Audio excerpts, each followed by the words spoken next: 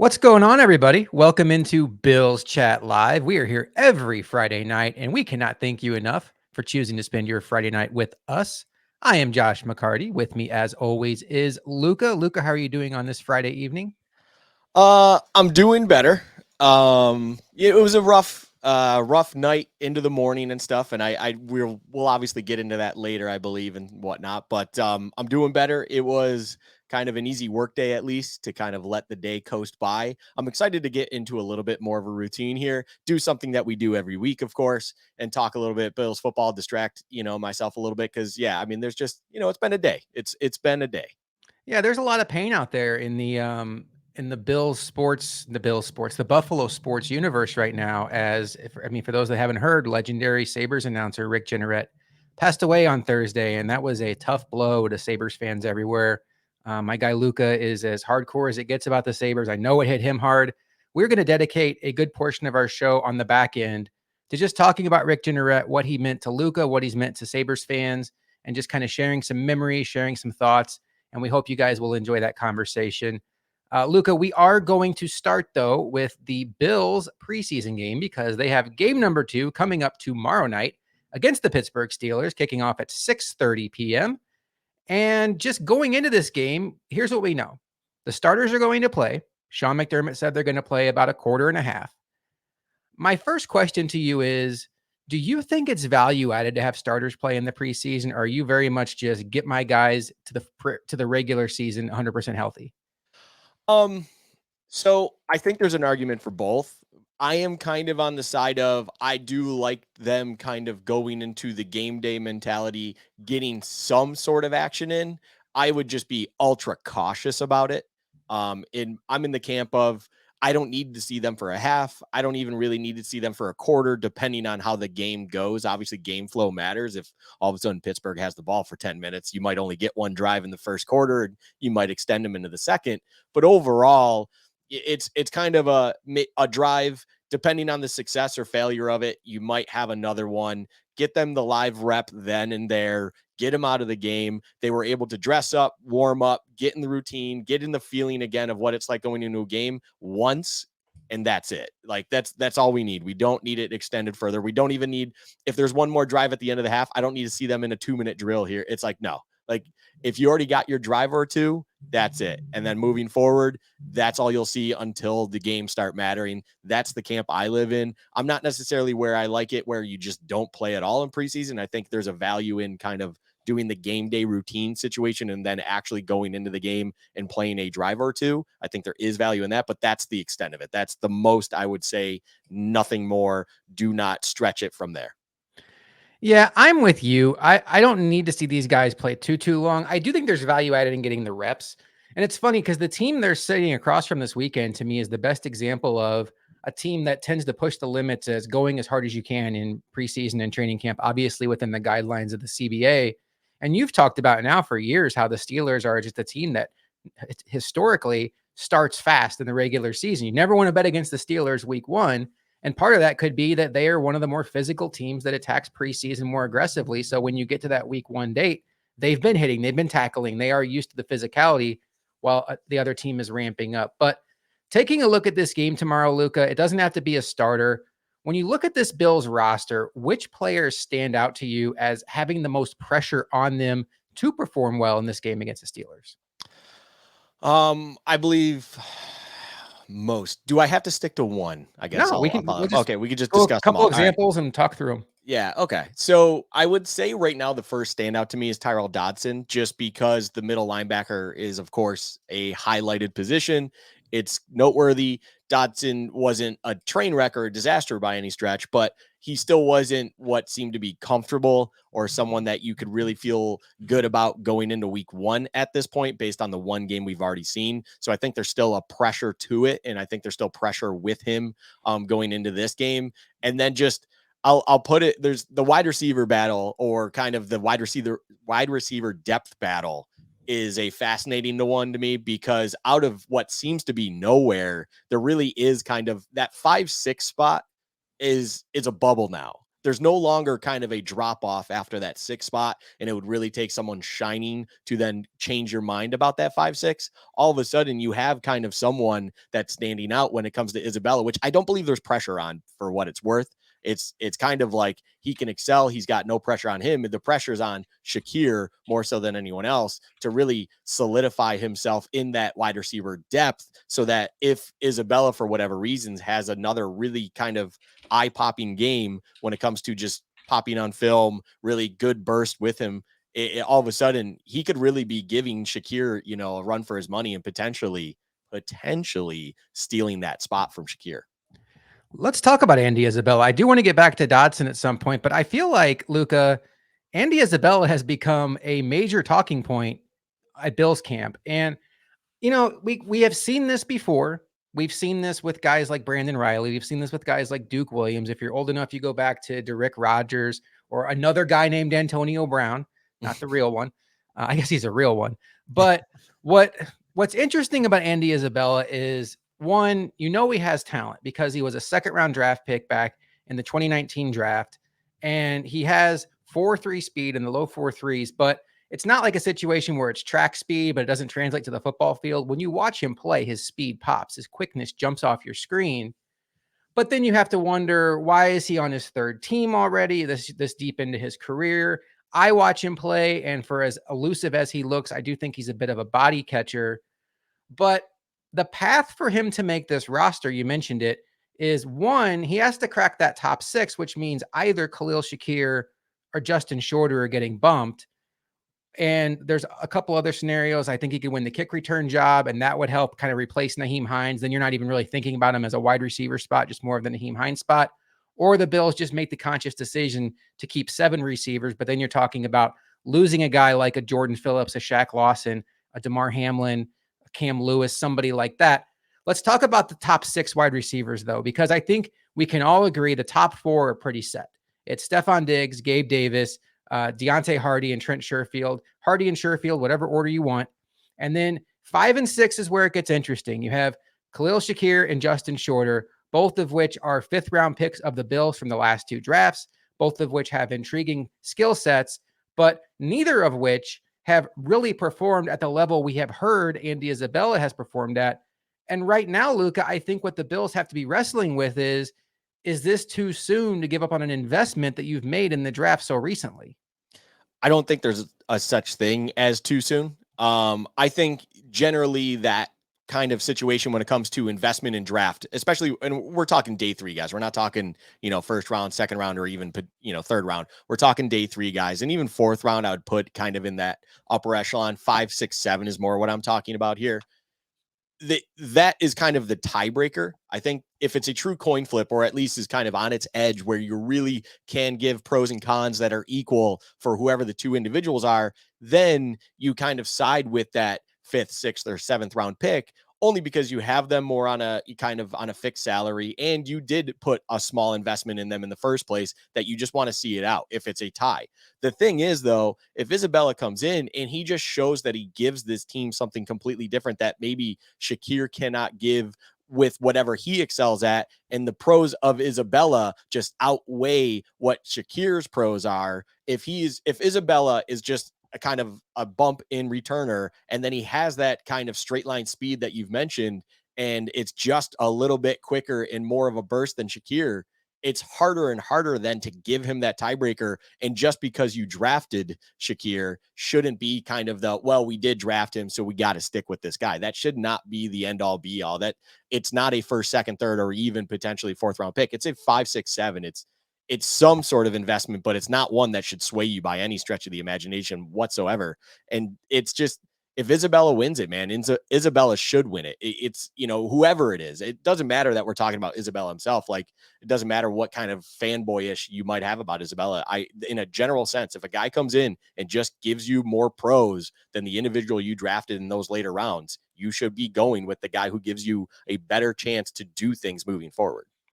And it's funny because if you were going to make an argument against keeping Andy Isabella, and it wasn't just framed around the fact of rolling your eyes at the fact that he's standing out in August, we can all understand that. But one, it is how many times have you seen a player be on 3 different teams essentially by the time his rookie contract is up and still become a thriving player in the NFL. And the other one is, do we have a track record of Brandon Beane being willing to give up on a draft pick this early into his tenure? And it's funny, Luka, because I found an example that kind of checks both boxes.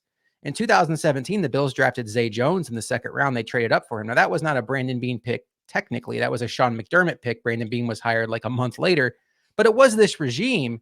And by 2019, 7 games into the season, Zay Jones was a former Buffalo Bill. So he got 2.5 years of runway, but that's a second round pick they traded up for. And the other box he checks is he went to the Raiders. He was okay. He was okay with the Bills. And then last year in Jacksonville, he became a very productive football player, had over 800 yards receiving. He had over 80 catches. If we got that out of Andy Isabella this year, the Bills will be doing backflips. So it's funny how I do think there is a path for this to be a conversation. But what I also firmly believe is that the Bills are going to want Khalil Shakir, Justin Shorter, and Andy Isabella in their building. Now, what do I mean by that? I mean, I think there are 2 roster spots for 2 of these receivers and 1 practice squad spot if they can get one of them on the practice squad.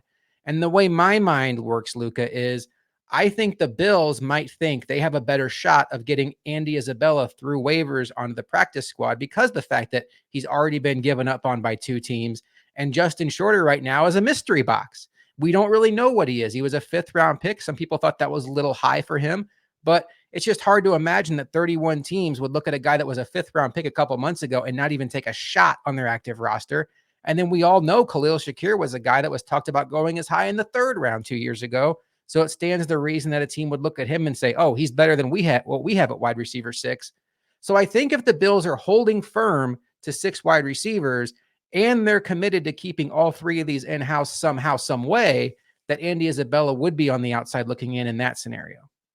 That makes sense. I mean, if you're trying to play that game where if one is going to be accessible to the public, we'll call it, or the rest of the teams, it seems like you have a best chance of someone staying in-house with Isabella only because he has already been overlooked. He's been into, organizations as it is and been moved on from fairly quickly by both. Obviously, the Ravens more so than the Cardinals, but even the Cardinals who had drafted him kind of really gave up on him after about a year and a half, 2 years. They were trying to move him a lot and then eventually just cut him in 2022. So it makes a lot of sense if you're trying to basically manage assets as best as you can. I just look at it in the sense of I want to know what 53 individuals will do the best for me. And then if it doesn't work out in such a way, yes, you will probably have to make a tough decision there.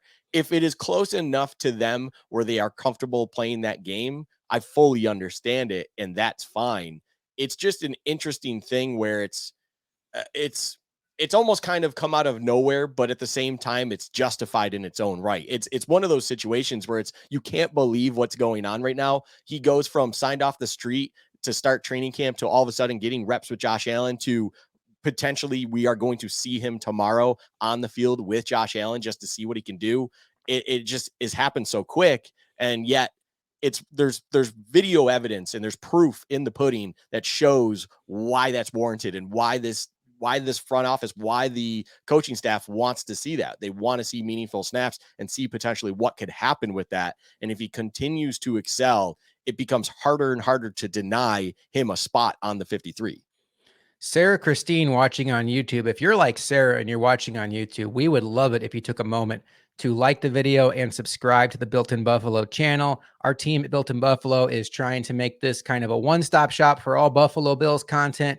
And if you subscribe, you'll get notifications every time we go live. We have shows going Monday through Sunday, every day of the week. Once the season starts up, we're excited about what's coming this season. Sarah has a great question here. Why hype him up and give him his own press conference? And that was interesting this week, Luka. Andy Isabella had a press conference, I think caught us all by surprise. Sarah, my understanding, and I don't know that I'm 100% right here, but my understanding how the training camp press conferences go is essentially McDermott is going to speak once a week, and preseason also. Josh Allen is going to speak once a week. And then from there, it comes down to media requests and whether they get denied or not. Like, for example, I know that Tyrell Dodson, they requested to hear from him earlier this week and he declined. So it could just be as simple, Sarah, that because Andy Isabella is gaining traction with Bills fans, with Bills content, that they wanted to hear from him and they requested it and he accepted it. I don't know that it was something where the Bills were like, okay, we've heard from Hyde, we've heard from Poyer, we've heard from Ed Oliver. Let's get Andy Isabella out there. I could be wrong. That's kind of my read on it, though. I wouldn't think that the press conferences is like an intel there. Intel is not a word. A tell all as far as if he's going to make the team. I'm all over the place right now, Luka. But what I will say is what happened this week. There were videos coming out of Josh Allen throwing passes to Andy Isabella in practice. They do not waste Josh Allen practice reps, Luka.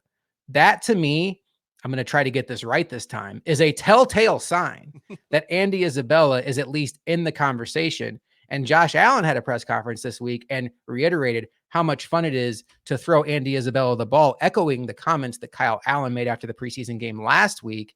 When you hear that, that gets my mind thinking there is a path for him. And one last thing, Luka, before we move on to another topic, I'll give you one more comment on Isabella if you want one. But the Bills are in a specific spot here where they are trying to win a championship. And it can't be about optics of losing draft picks. So if they decide that Justin Shorter is not as good of a football player as Andy Isabella in 2023, and we all understand there's a very realistic possibility that Alex Austin and Nick Broker do not make this roster out of camp. And the Bills, if they release Justin Shorter, could be staring straight in the face of all three of their day 3 draft picks, not even on the team. That is a bad look. Who cares? I don't care about optics. I care about production. Who's going to help you beat the Chiefs when you go to Arrowhead? It's not about what the writers at NFLdraft.com or whatever tell you what your draft grade is because how many rookies you have starting on your team. It's about making plays in big moments and big spots. That's where the Bills mentality has to be, Luka. And I do think they will prioritize that as they shape this roster. Absolutely. It's perfectly said. That's a great final point to do. I'll just do a fun fact here real quick. And it might skew some individuals out there if they see this. Just fun fact.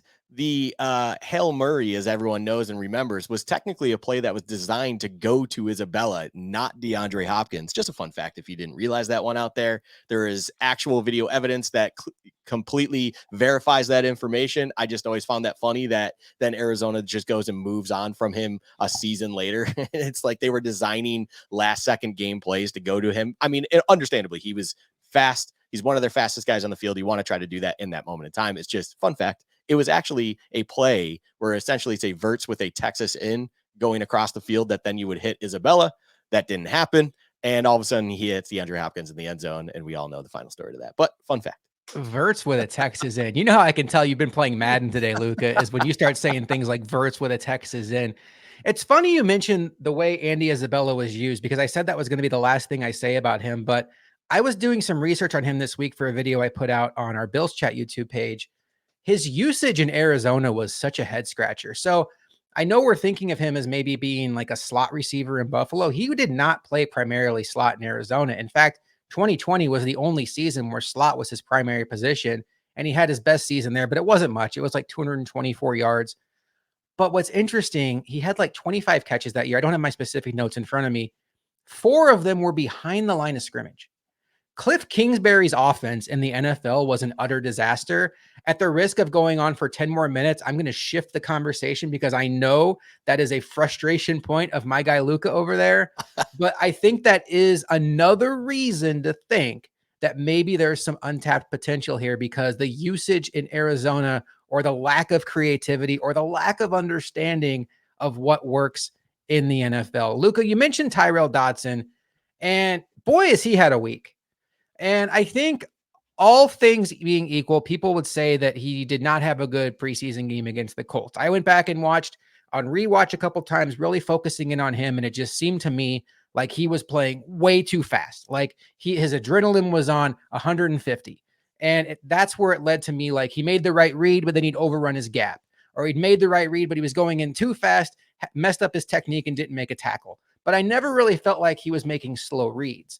And then what we've seen in practice this week, back-to-back days of Tyrell Dodson essentially getting thrown off the field for starting a fight.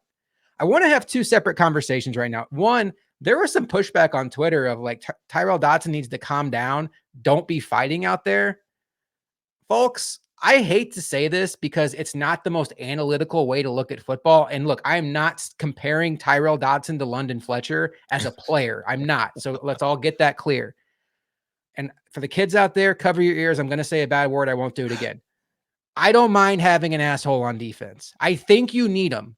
And quite honestly, I think this Bills defense could use a couple more assholes. I said it twice on defense. It's one reason why I miss Jerry Hughes, because Jerry Hughes was a snot spitter. Jerry Hughes would be arguing with the other team's offense all the way back to the huddle. And yeah, it looks immature, but that's the kind of guy that gives your players energy. It's one reason why I was excited when Jordan Phillips and Shaq Lawson came back. It's something that Luka talked about in our Bengals postgame show is like, okay, great. You guys are good at football, but I don't want nice guys. I want guys that are going to go out there and take the game from you, show the attitude that we saw from Eli Apple in that game of all people of like, we're going to stick it to you. And I don't mind if my middle linebacker has an attitude, has a chip on his shoulder and is trying to start fights, but the production has to be there. But one simple conversation, Luka, I don't think it's the worst thing in the world if you have a fiery middle linebacker. No, absolutely not. It's someone that then the quarterback of the opposition has to look at pre-snap every play. And if that face is reminding you of something before every play, that's essentially something that got frustrating or is just whatever's going on, that he is just constantly reminding you of what it is, similar to like what you mentioned what Jerry Hughes used to do. It's a benefit to you because the other guys in the huddle for you know, for the defense can vibe off of that. They can feed off of that energy and off of that aggressiveness. And then on top of it, the other team has to think about it. And it's going to be something that they are reminded of time and time again, because you are constantly having that attitude and that edge towards them. There's nothing wrong with that. And then even out there, you know, it was, of course, when it was initially reported that he used a helmet as a weapon or however it was phrased. I don't remember the exact phrasing or whatever the original kind of report was. And then immediately, I believe it was within half an hour, it was coming out that he even came out and said, I was not using a helmet as a weapon, like you would know. And everyone denied that. And it clearly was not the case. It's like, yeah, he didn't go over the edge. He was just being aggressive. He's being emotional. And I have, as you mentioned, no problem with emotions on the field. You need those types of guys. Like it's funny. It's something that even you go up and down the ranks, any sport at any level, whether you're recreational doing something in your mid 30s, all the way to professional sports at any level, there's always individuals who are very emotional and let you know about it. And those people matter, and they can actually affect the game just based on words and emotion. It's just the nature of sport and competitive nature. Like that is just how it works. And you need those individuals. You can't just be bland. You can't be robotic, things like that. You have to have emotion out there because it can set standards. It can bring you to another level. It can have its negative impact as well. That's why you have to understand where that line is and always kind of tread it, be kind of tipping your toe over it, but do not go over the line all the way through, and just make things happen when at all possible. The fact that a Luka family member does not mind trash talk is the least surprising development of this entire show, Shout out, because Mom. I feel like Luka talks trash in his sleep. All right. I would say that right now I am concerned about the middle linebacker position. You know, I will just be honest. I did not need the Bills to re-sign Tremaine Edmonds. I think Tremaine Edmonds is excellent. I'm happy he got paid. I did not need the Bills to lead the league in salary at off-ball linebacker. We have one excellent one in Matt Milano. It's one of those positions you should be able to find a replacement level player, and your defense should be fine. It is concerning that the Bills have now spent back-to-back day 2 picks on middle linebackers, off-ball linebackers with Terrell Bernard and Dorian Williams, and it doesn't appear that either one of them are tracking towards starting. Terrell Bernard obviously has the injury situation. Dorian Williams is now being fast-tracked for the off-ball weak side linebacker to kind of back up Matt Milano. But if Tyrell Dodson struggles again, there is another name on this roster that I think becomes interesting. Balin Spector's been dealing with an injury. Roy Collins just brought it up. Well, not in a good way, but AJ Klein. AJ Klein, we mentioned when they brought him back, was kind of like break glass in case of emergency. He's going to be there on the practice squad. He's like a baseline, a poor man's Dane Jackson in a sense, where it's like, you know what you get, you know what your floor is. There's not really a ceiling there, but you at least know what you're going to get. At least at Dane Jackson's place, it's like it's starter-ish level, where AJ Klein, it's like, okay, we'll survive this game. I don't think that's something that the Bills would want to do, but Luka, at least it's a move the Bills can do. But do you think the opportunity now is open for someone like a Spector if he plays, or maybe even reopening the conversation around Dorian Williams for one of them to swoop in? Or do you think that at this point they're pot committed to Tyrell Dodson? I don't think they're pot committed. I have come off that. And I came off of that when it's just been kind of since the preseason game, it has not been a good week.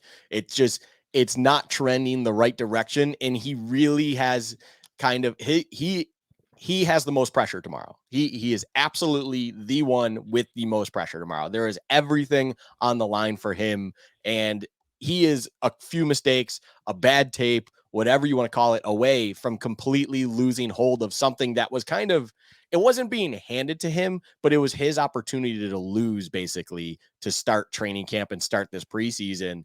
And it's a very quick decline, and it's not good. It's not good to see something like that, because that could affect a player if he loses the job, if he ends up not winning the job and AJ Klein becomes the guy. That could affect a guy's confidence to a point where you might not even have a good depth player because he just does not feel valued on the team anymore. He doesn't feel like he's good enough, and that's why he's not out there in the first place. Shout out to the air raid football guys. Like, they've been kind of pumping these tires lately of doing AJ Klein as this day one starter at middle linebacker.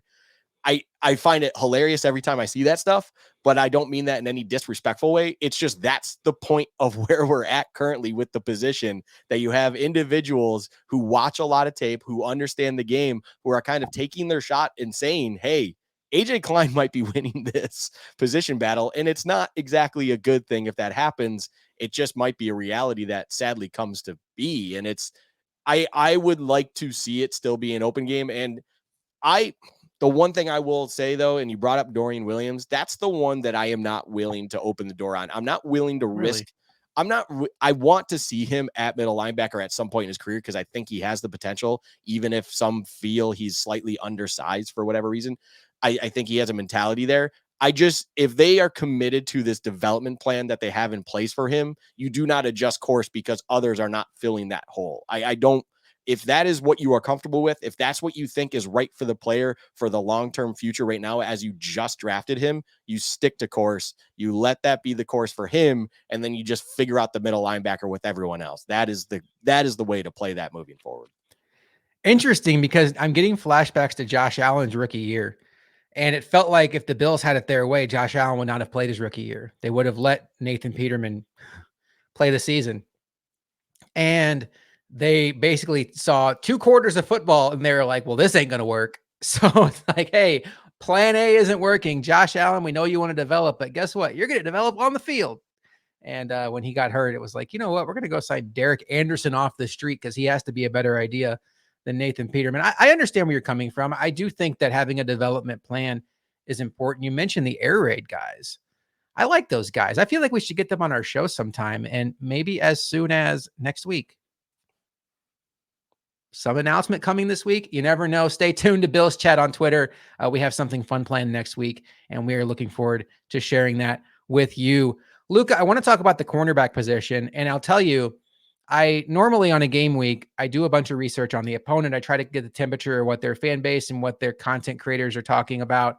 I don't do it as much in preseason just because these games are not game plan specific, but I did take in a couple of Steelers podcasts to get a feeling for the pulse of the team.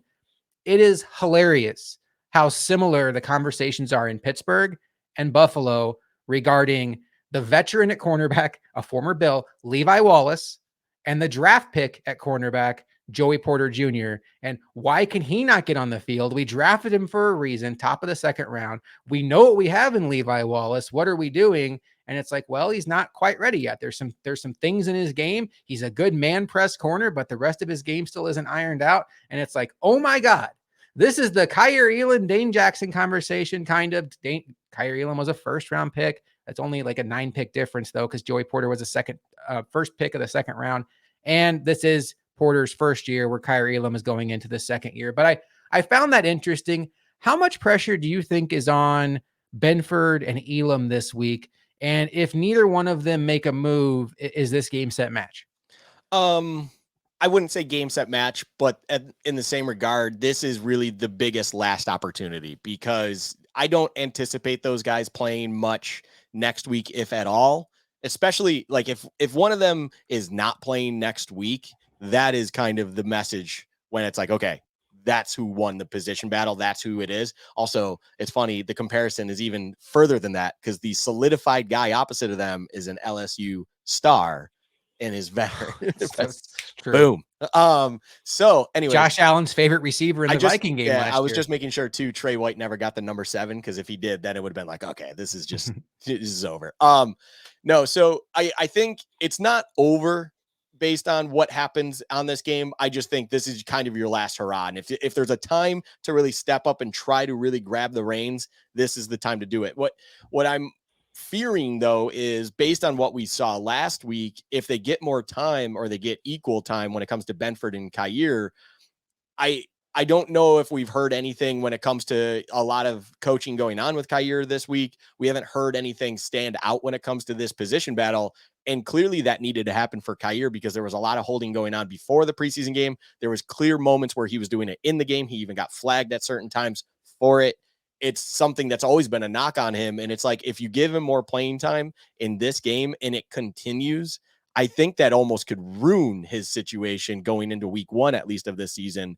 And it's like you would have loved to have heard that through this week, there was even a point of emphasis to kind of make sure they hammer that into him going into this week because it is such a big opportunity. Maybe that has been happening behind the scenes. I just would have loved to heard that. I would love to have heard that publicly as well. Christian Benford to me is kind of the guy where I'm looking and it's like he has a real opportunity in front of him because he's so sound and he still has a lot of potential with him. If he can have a good game against Pickett and Pickens and whatever he's facing this week, he could definitely, I feel like, propel himself into the starting role opposite of Trey White.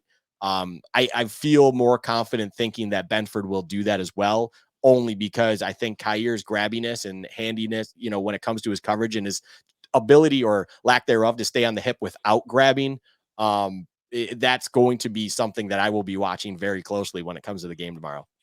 I'm with you on Benford. I would like to see him get a real look at this. And I do think that he has a chance to be a better player than Dane Jackson this year. And I would like to see him get that shot. Luka, the Bills had a player retire this week. Brandon Shell. And I would say, I don't want to speak for you. I don't think either one of us were overly optimistic about that signing when it happened. PFF was not necessarily in love with him. He filled in admirably for the Dolphins last year, but their offensive line was pretty terrible as it is. And he's no longer a Buffalo Bill. He's decided to hang it up. And that leaves the Bills in an interesting spot at tackle on their roster because they obviously have Deion Dawkins and Spencer Brown. But behind that, we have the same question marks we've been having, and they lost one of their insurance policies in Brandon Shell. You have David Quessenberry, who I think is a roster lock at this point. It feels like that to me. He's playing that Bobby Hart tight end role. So it just feels like all things are turning to him being the third tackle in the game, whether it's right or left. You have Tommy Doyle coming back from the ACL injury, had the injury in the game last week. Seems like he's okay from there. And then you have a couple of interesting young players in Richard Garage, who was the Bills' third highest graded offensive lineman per PFF last week in the game, undrafted tackle from Florida.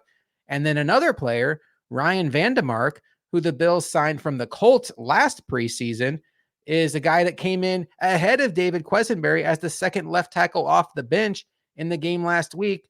We talked about this last week on the show that it would be great to see one of these lesser known tackles step up and make it a conversation. Well, Brandon Shell made a conversation by leaving, but I think both of these players also have kind of done their part too.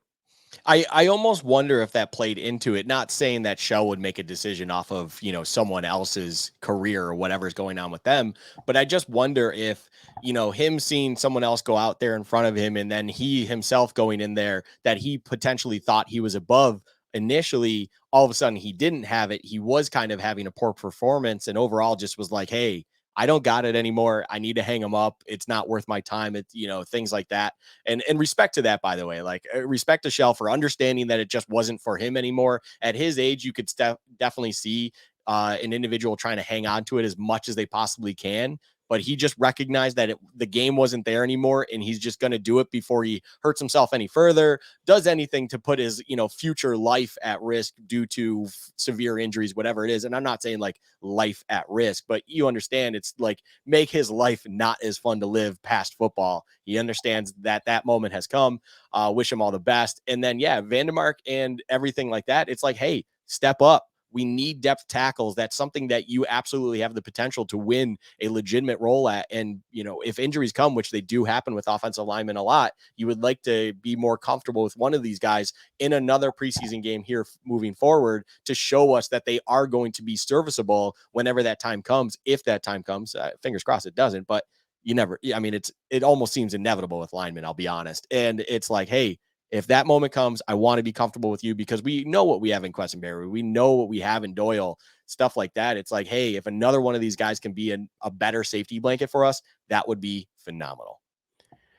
Yeah, it's a shame. I think the Bills maybe had higher hopes for him than we did, but Luka, it just became obvious that Brandon was a shell of himself.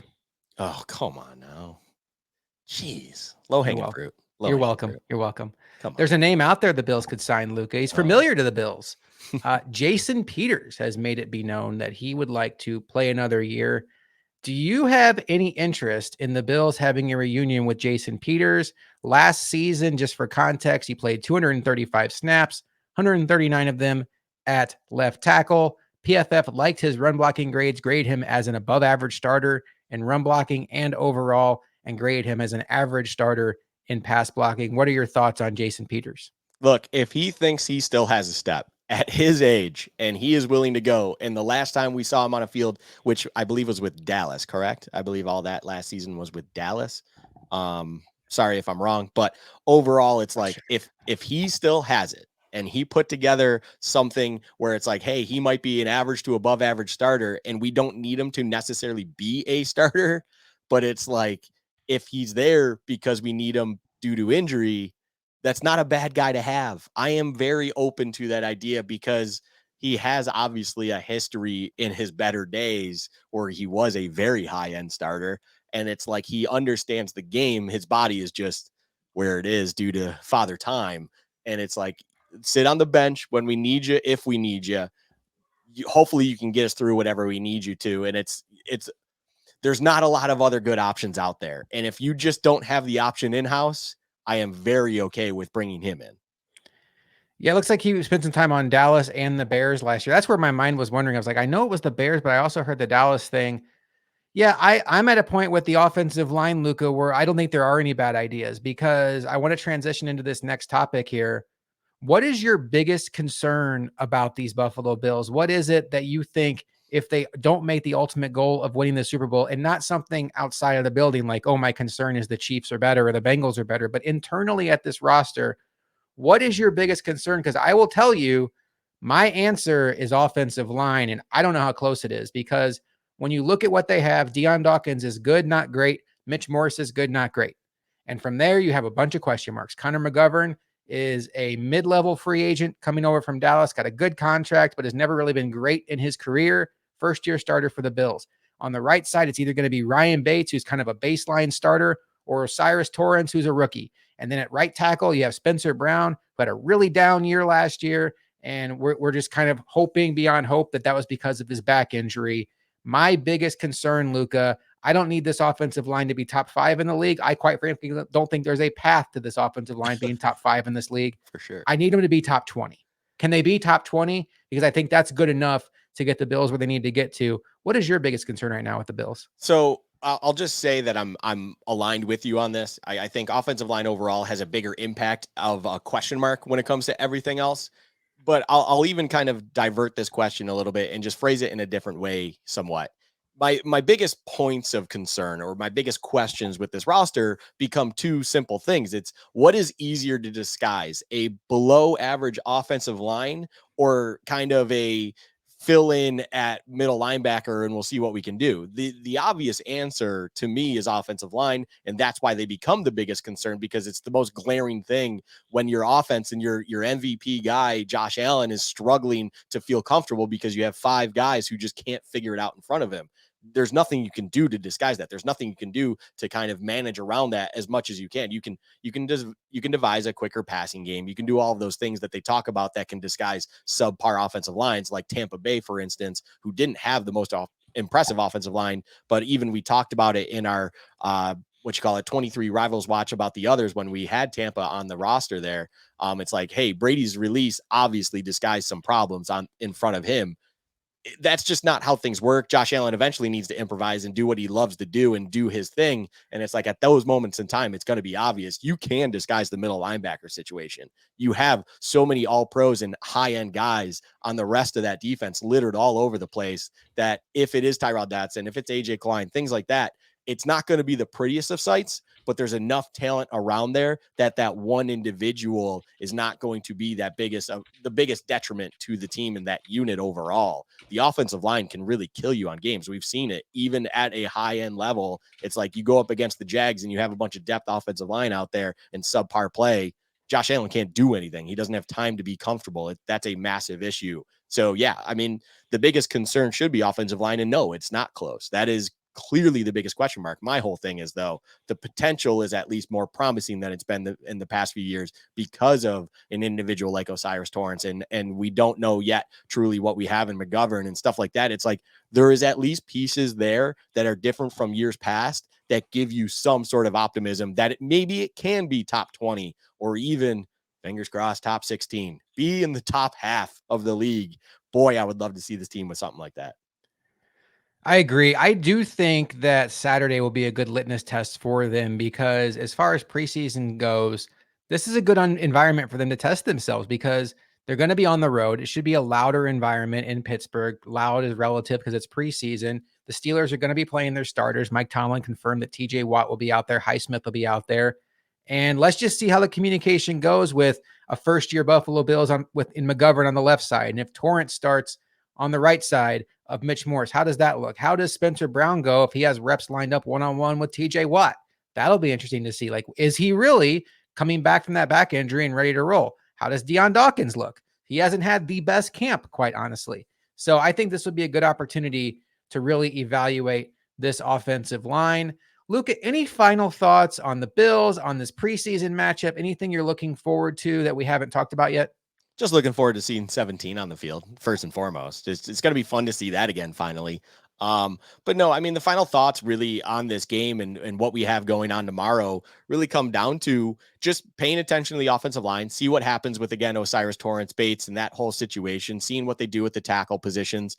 Obviously, paying attention to what they do with the tackle positions as soon as Allen is off the field is going to be kind of the biggest tell on what they feel like at depth tackle, because the depth tackles will not be out there when Allen is out there, of course. You put your starters out there at all times. Like if I see O'Cyrus Torrence on snap one out there with Allen and everyone else on the field, that to me is a big, big sign. I don't know if I anticipate seeing that, but I will just say that is going to be, of course, a snap I pay attention to greatly. And then the corners, I will be fascinated to see what they do with Trey, what they do with Dane, stuff like that overall, kind of how they handle that. I don't know. Like they're saying Allen's going to play, so I would imagine Trey White's going to play some. If you're putting your franchise out there, everyone else better suit up and play unless they're knocked. But it's like I'm curious to see what they do with that situation. I imagine I see a world where we'll see Trey and Dane out there to start, and then maybe they'll cycle in Kyer next to Trey. Whatever the situation might be, we will find out, and that's what I'm more intrigued with because it's kind of the loose way to figure out the depth chart. It's the best way to figure out where players stand and what they feel about them because the top of the hierarchy, number 17, will be out there. So it's the best time to pay attention how this coaching staff at this point in time feels about everyone underneath 17. The one last thing I will mention is I'm interested in seeing the wide receivers 2 through 5 because last week it was interesting, but there's the caveat that Diggs didn't play. So everything was kind of shaken up.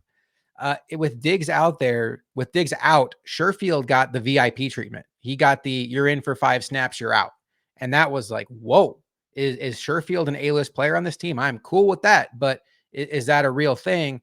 With Diggs and Davis out there now, who lines up in the slot? Because interestingly enough, Khalil Shakir did not get a lot of slot snaps last week. The majority of his were out wide.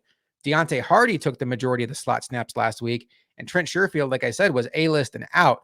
How does that shake out with Diggs on the field now? If Trent Sherfield takes a seat after the first quarter and a half, then I think we know who wide receiver 3 is. That to me is like, that is second time I've said it, game, set, match.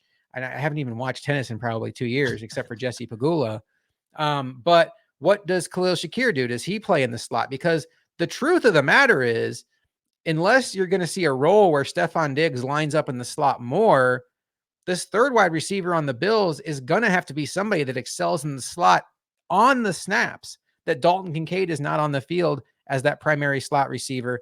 So I think that's going to be very interesting to track. I'm very interested to see how the Bills handle their wide receiver situation. All right, Luka, there's no real easy transition here, but tough news yesterday for Buffalo sports fans, as we are going to now change our background here to Sabres chat just to, pay homage to the Sabres right now, because, Sabres fans are hurting today. Buffalo sports fans are hurting today. For those that don't know, Rick Jeanneret, the play-by-play man for the Sabres since 1971, passed away yesterday. And Luka, there was just such an outpouring of support and love for Rick Jeanneret, what he meant to the Sabres, what he meant to the fans. And I don't hide from this. I live in St. Louis. Hockey is not my first love. I think in a lot of ways it is yours. So you're certainly way more ingrained in this conversation than I am, kind of from afar, just kind of having empathy for the whole situation. Just tell me what you're thinking. What are your thoughts? What are your memories? What do you think of when the name Rick Jeanneret comes up? I mean, just to be simple about this, Rick Jeanneret to me is my childhood. He is my fandom of the Sabres. You hear it all the time, and everyone I feel like shares this sentiment, and you hear it from people that have worked with him, like Rob Ray and stuff has come out in there and said it. He is the Sabres. He is the organization. His voice is something you could recognize even if you're not watching the screen. It was to put it simply, it was like he was so good at his job as well, and you always hear great things about him as a person. But just to understand, I never met him as a person, so I can't really speak on that as much. You just hear about the wonderful things that people have to say, but just him and doing his job, like he made it. If I had to do chores on a random Tuesday evening or whatever, and the game is on, I'm okay not watching, because he had such an understanding of how to paint that picture of the game through his voice and through his words, that it made it just as equally entertaining, to be quite honest. Yes, I wanted to watch the game, of course, if at all possible, but I was very okay with just turning on WGR 550 or whatever as a kid and whatnot, and just listening to the game and stuff like that. And he would get you through so much, and like things like that, like memories that pop in my head, all the big calls that he's had. But like, I even recall just when the October storm back in 2006 happens, a memory that always pops in my mind is I sat there and still enjoyed listening to the Sabres absolutely pump the Rangers, by the way, during a game, and just on the radio. And Rick Jeanneret did a phenomenal job. Just, if I didn't have a screen in front of me, honestly, I remember it as if I did watch the game. It was just that well done. I did miss Chris Drury scoring a hat trick that game. I was quite sad about that one. But overall, he did such an amazing job that it wasn't like I was overly upset about it, because he's still just, his words resonate so well and just paint a beautiful picture of a game every time. And when I learned about his passing, kind of the first thing that it felt like was just like your childhood and your youth and everything just passing away. It's just all these fond memories I have. I'm a massive sports fan. And as you said, hockey is a massive part of my life. It's probably my most favorite sport. I love football and everything, and I love the Bills and whatnot, and football Sundays are sacred. But hockey is just, it's like a constant in my life. I love that it's on Monday, Tuesday, Wednesday, Thursday, Friday. Like, it's always there for me. It's always been there for me. And I just love it so much. And Rick Jeanneret was the voice of hockey. Like, I knew Sabres hockey before anything else, and I knew Rick Jeanneret before anything else when it comes to the game of hockey. I didn't like, I would get upset when it was the Sabres on national television, because I couldn't have Rick Jeanneret commentating the game himself. It just, he is the organization. He is everything. And he was the perfect artist to put the paint on the canvas and deliver an absolutely perfect product in his voice and everything. It was just, he was one of one. He was unbelievable. And I love Jeremy White on WGR said it so well. And others do too. It was so perfect that he was at least able to get the nights that he got last season, and kind of the farewell that he received last season. And he was able to experience that with the fans and everyone. And it wasn't something that we had to do in remembrance. It was something he was able to soak in and enjoy, and just see how much everyone loves him in this community, and around in Buffalo sports in general. It's like, even if you're not a Sabres fan, as soon as I tell you, we have an acquaintance, Nino, he's not the biggest of hockey fan, but I told him about Rick Jeanneret passing, and even him, it hits someone like him, because he's just bigger than hockey. He's bigger than the sport. He was everything to this community and sports community in general. It really is beautiful about sports, where for many of us, sports are kind of an outlet. It's kind of an escape from real life, where those 3 hours you're watching the Sabres games or listening to the Sabres games, you can kind of tune out whatever is stressing you out at work or in your personal life or whatever. And growing up, you just, I think it's different even for baseball and hockey. The seasons are longer. There's many more games. All due respect to Van Miller and John Murphy, who I think, all the best in your recovery, Murph. There's just not enough football games where like with hockey and baseball, it's like that family feeling where you listen and watch so many games that even on the seasons where your team isn't having the greatest year, and maybe even more specifically in those seasons, the one constant was Rick Jeanneret. Players come and go, coaches come and go. Some seasons are good, some seasons are bad, but the guy that tell you about it and paint the picture for you, like you said, was him. And you never think about it while it's going on. It's just part of the package that comes with being a Sabres fan is Rick Jenneret's going to call the game, and this is what I'm used to. And it's almost impossible to appreciate it until he's gone. And if I'm understanding correctly, I know he stepped away pretty much the last couple of years, right?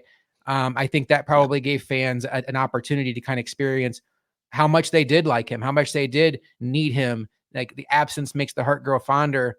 And I will tell you, I live in St. Louis, and it's very similar to Jack Buck, Luka. When Jack Buck was the Cardinals announcer, it was very much like you turn on your radio, Jack Buck is there, and it's like a family member. And when he died, it's like the entire city just like shut down and had a funeral.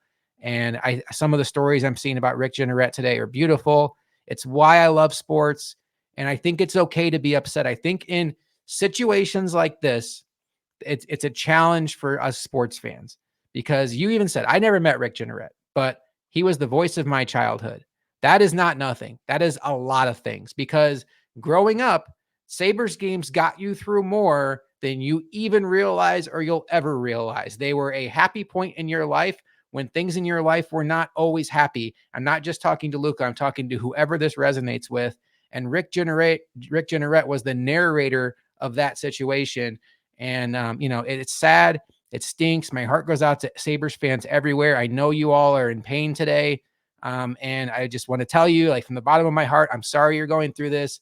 But the tributes to him today were beautiful. I couldn't get enough of watching the videos. Man, his last sign off as the Sabres announcer was just like chef's kiss perfect.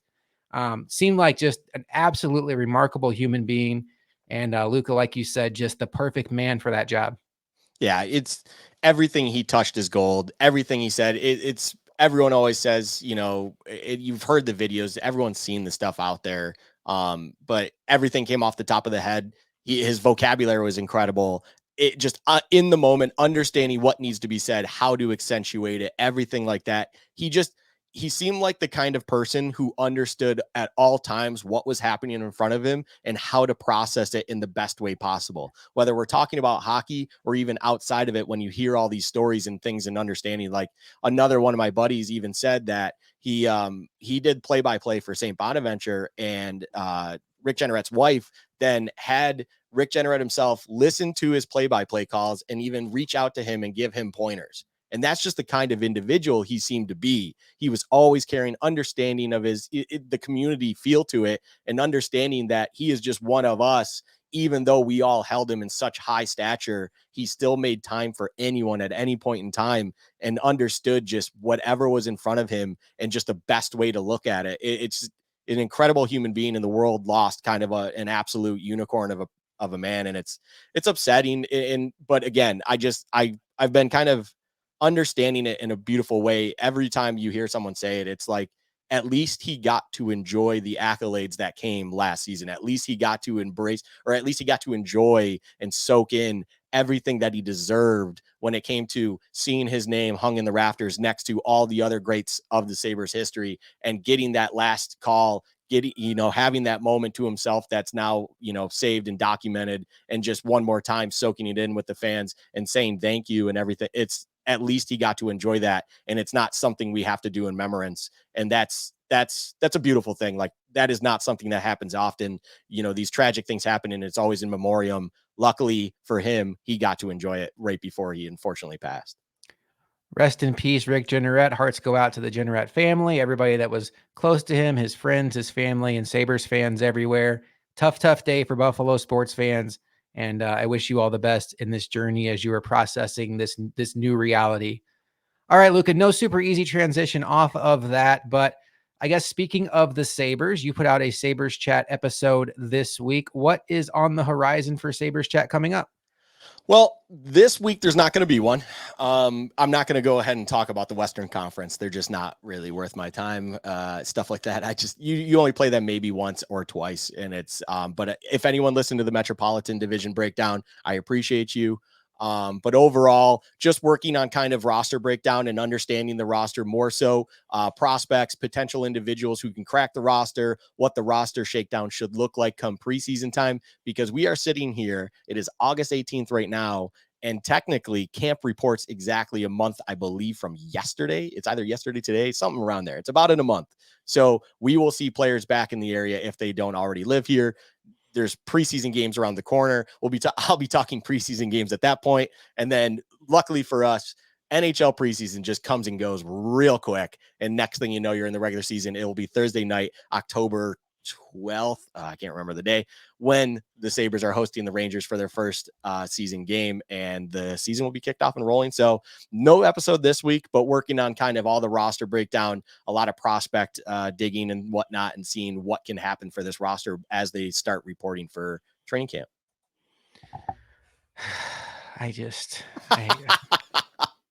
Oh my goodness. No easy transition from like 5 minutes ago. And now here we are talking about AJ Klein better than Edmonds. Josh Allen is the next Elway. Okay. I love the name. AJ Klein is better than Edmonds. People don't want to admit it, but it is what it is. I think I have a suspicion on who this individual is, by the way. Oh, so are we being trolled? Maybe. Okay. Because I was about ready to put him in timeout, not like block him or mute him, but just like jokingly say you need to go to timeout now. Maybe. Because the disrespect on Tremaine Edmonds is so out of hand. He was a very good player.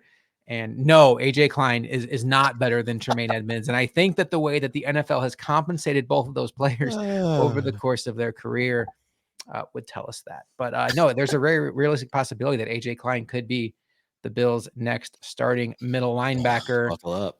Last topic tonight, Luka. Have you been having fun with Madden 24? I have played some few games. There's been some ups and downs. I'm glad I'm not in any competitive leagues anymore like we used to be, you and I. I'll say that. It is a very different game from the last time we had leagues. But overall, yeah.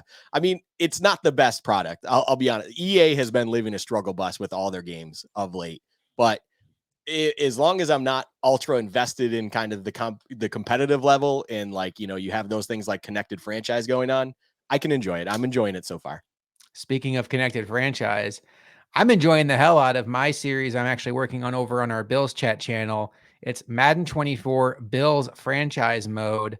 I put out episode 3 today, or maybe this morning. It was the week 1 matchup. I'm so off here. Episode 2 today was against the Jets. Episode 3 will come out tomorrow morning. The Bills home opener against the Raiders. You get to watch me play Madden with a big camera on my face, reacting to every mistake I make. And I'm not very good at the game, and I think that comes through pretty loud and clear in these videos. But I would love for you to come hang out and check that out. Next week on Bills Chat Live, something we're very much looking forward to. I teased it earlier, but we can go ahead and announce it now. We're going to put out some stuff about it later this week.